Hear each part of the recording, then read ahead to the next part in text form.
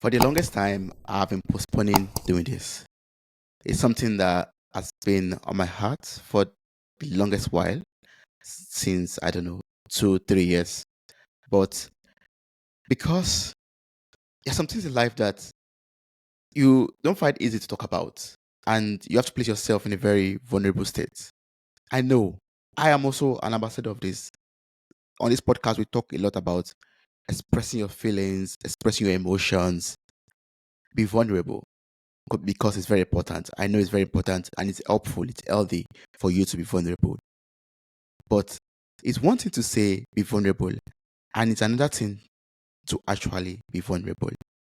That action is quite difficult.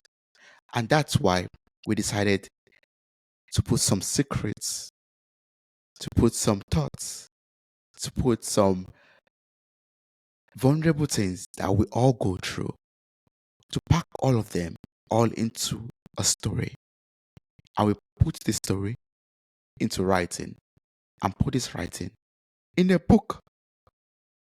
So I would love to be the first person to tell you about this new book of ours called Confessions. It's going to be available on Amazon and Barnes and Nobles from the 1st of November. In this book, we talk a lot about addictions, about struggles, about different things you could ever think about. Things that you might think you're the only one going through, but there are a lot of people going through them. This book is inspired by reflections on life, inspired by stories from podcast guests, friends, myself, everything mixed up together into characters that will take you on a journey through your life, through their lives, and through life in general.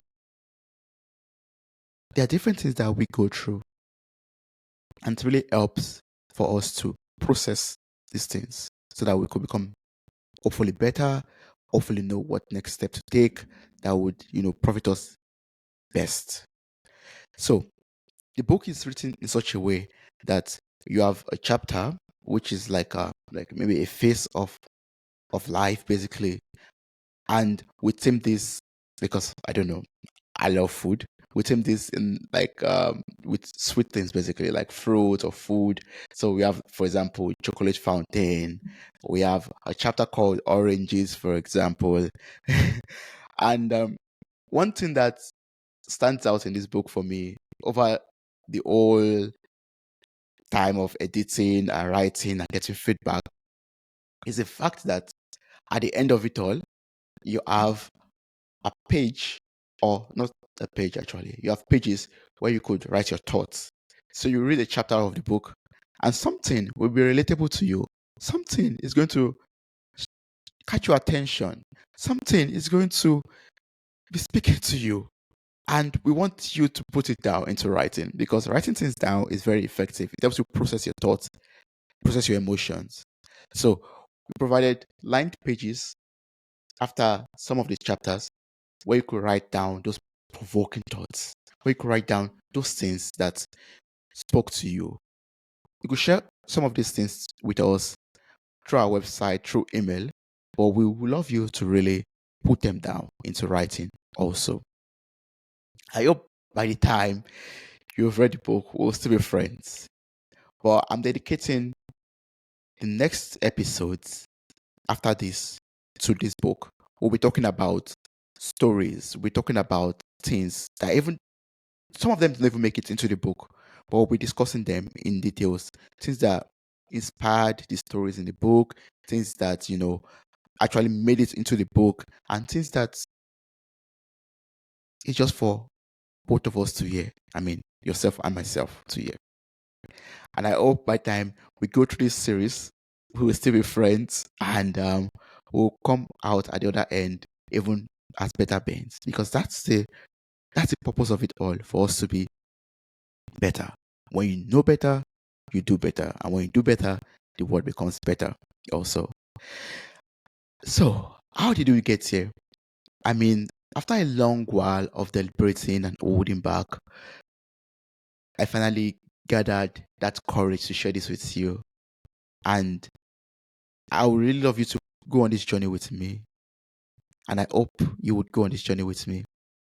So the book is basically a fiction book with journal sections, and we've hidden a lot of relatable, common secrets and confessions that when you start reading it, you're like, oh, okay.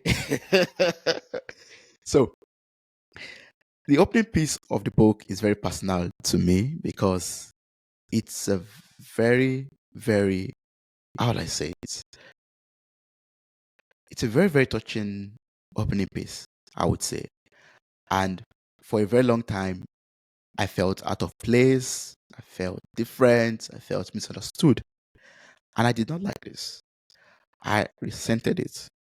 But embracing my uniqueness, embracing my strengths, embracing my weaknesses, embracing my struggles and the challenges also helped me to love myself.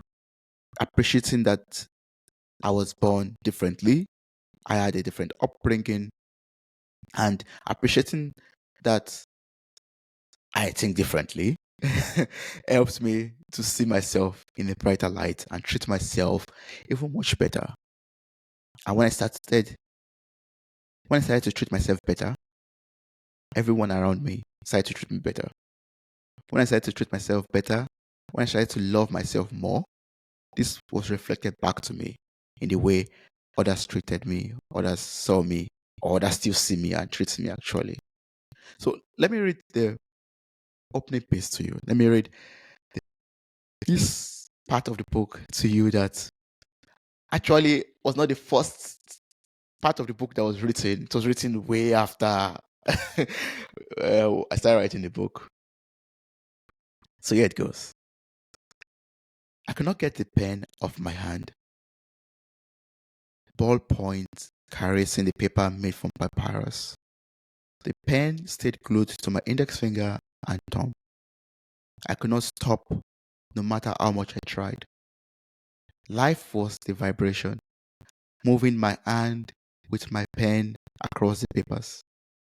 My blood flowed through a vein, running from my heart into the pen. Tears in my eyes. I cried. Isn't it fascinating? The poet wrote a poem that writes a poem. I was written to write. I was programmed to give life to words. I was created in the kindness of the Creator. I was created in the likeness of the Creator.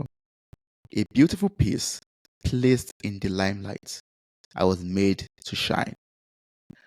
On one fateful morning, I woke up with a loud cry as my umbilical cord was detached from my mother.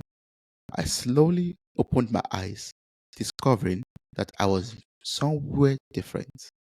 I cried and cried some more, writing my stories on the tables of my heart. Life goes by so fast.